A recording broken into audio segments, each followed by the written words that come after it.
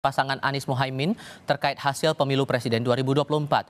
Kuasa hukum KPU menyebut gugatan Anies Mohaimin tidak memenuhi syarat perselisihan hasil pemilu.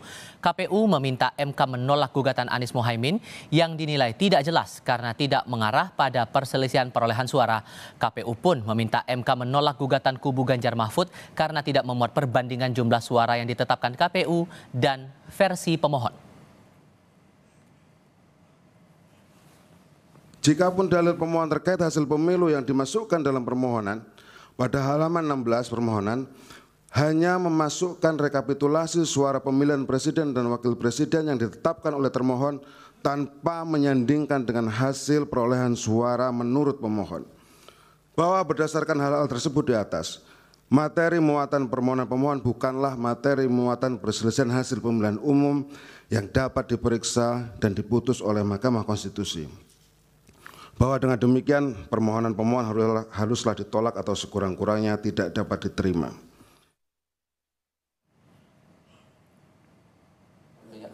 Di sisi lain, Ketua Mahkamah Konstitusi Suhartoyo menegur kuasa hukum KPU Hifzil Alim saat memberikan pujian kepada Ketua KPU Hashim Asy'ari di tengah sidang sengketa Pilpres yang tadi.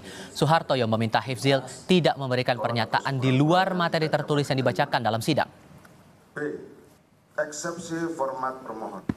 Meskipun disebut bolak-balik Ketua KPU Hashim Asy'ari, pemilu tetap terlaksana dan akuntabilitas integritas penyelenggaraan pemilu tetap terjaga. Hebat sekali berarti Hashim ini. Kami lanjutkan yang mulia. Yang tertulis Pak, jangan ditambah-tambah begitu. Itu. Siap yang mulia. Siap yang mulia. Tidak usah. Ya. Jadi yang ada yang tertulis saja. Siap yang mulia. Kami lanjutkan. Mohon izin yang mulia.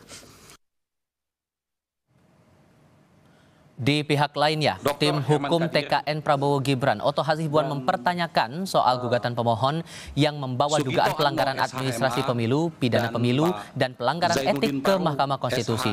Otto bilang, MK hanya menangani sengketa perselisihan hasil pemilu. Dan terakhir saya sendiri,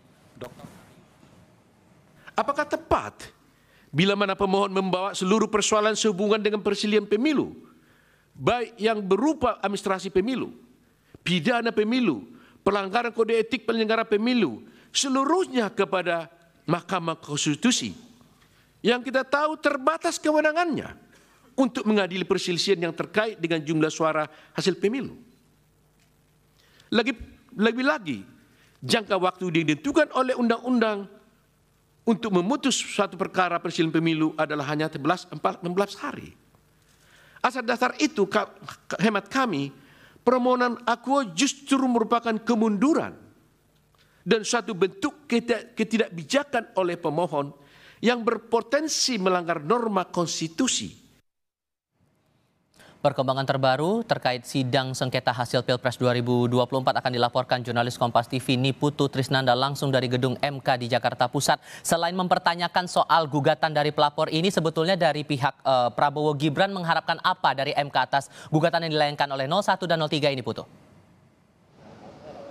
Ya, selamat petang, Tifal dan juga saudara. Tentu saja sampai dengan hari ini harapan dari kubu 02 adalah Mahkamah Konstitusi dapat menolak sepenuhnya apa yang digugat, baik itu oleh kubu 01 ataupun juga kubu 03, karena menurut kacamata atau sudut pandang dari tim hukum Prabowo Gibran ini, sampai dengan saat ini apa yang kemudian digugat baik itu kubu Anies Mohaimin ataupun juga Ganjar Mahfud ini cacat formil atau salah kamar. Jadi yang diharapkan, meskipun kemarin juga sudah sempat disampaikan begitu ya, baik dari kubu 01 ataupun juga kubu 03 ini menyampaikan sejumlah hal, dari mulai daftar catatan Bawaslu terkait dengan kecurangan ataupun juga ada kesalahan-kesalahan yang terjadi di lapangan pada tanggal 14 Februari saat proses pencoblosan dilakukan. Kemudian juga ada angka yang berubah dan ini merugikan kubu 01, tetapi hari ini semua itu dibantah oleh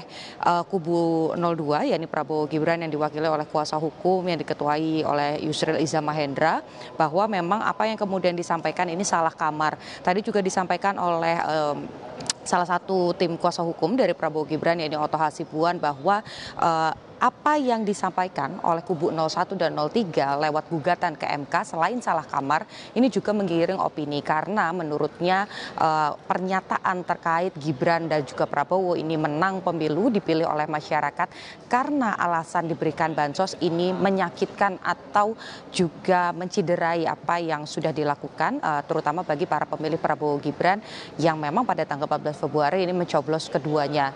Dan yang juga disampaikan oleh Otto Hasibuan adalah ada hal-hal yang kemudian seharusnya ini bukan dilakukan di MK tetapi dilakukan di Bawaslu khususnya jika memang ditemukan ada pelanggaran-pelanggaran dalam proses kampanye ataupun juga pelanggaran-pelanggaran pada saat proses pemilihan suara di tanggal 14 Februari 2024. Selain itu juga apa yang kemudian dipermasalahkan, dipersoalkan soal Undang-Undang nomor atau pasal 90 terkait batas usia capres dan juga cawapres ini tidak seharusnya dipermasalahkan oleh kubu 01 dan juga kubu 03 karena pada saat pendaftaran ini tidak dipermasalahkan sebelumnya. Tetapi pada saat hasilnya kemudian memenangkan kubu 02 disayangkan oleh tim kuasa hukum dari pasangan 02 ini Prabowo dan Gibran, mengapa kemudian ini menjadi permasalahan terutama terkait dengan keikutsertaan dari Gibran yang mendampingi Prabowo dalam kontestasi.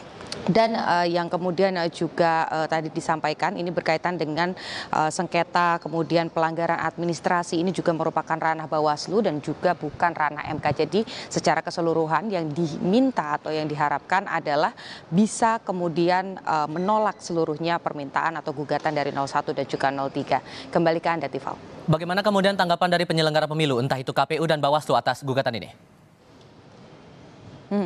Kalau Bawaslu memang sampai dengan saat ini sebagai pihak yang dimintai keterangan gitu ya atau pemberi keterangan ini belum memberikan keterangan karena masih menjadi ranah atau kesempatan bagi kubu 02 untuk menjawab terlebih dahulu. Nanti kalau memang dirasa diperlukan keterangan dari Bawaslu baru nanti Majelis Hakim akan mempersilahkan Bawaslu untuk memberikan tanggapan karena cukup banyak catatan dari Bawaslu yang kemarin juga disinggung baik itu oleh kubu 01 ataupun juga kubu 03. Tetapi kalau kita lihat bagaimana pernyataan dari KPU justru yang tadi disampaikan oleh kuasa hukum dari KPU sendiri ini kurang lebih sama meskipun tidak bisa dibilang sepakat juga begitu ya dengan kubu 02 tetapi yang kemudian disampaikan KPU adalah yang disampaikan 01 dan juga 03 ini tidak tepat seharusnya ini diarahkan ke Bawaslu atau kalau memang ada pidana ini seharusnya diarahkan ke Gakumdu, Pengadilan Negeri ataupun juga Pengadilan Tinggi Urusan Negara. Jadi kalau kita bicara soal apa yang disampaikan oleh KPU tentu ini tidak sepakat dan juga sama memiliki harapan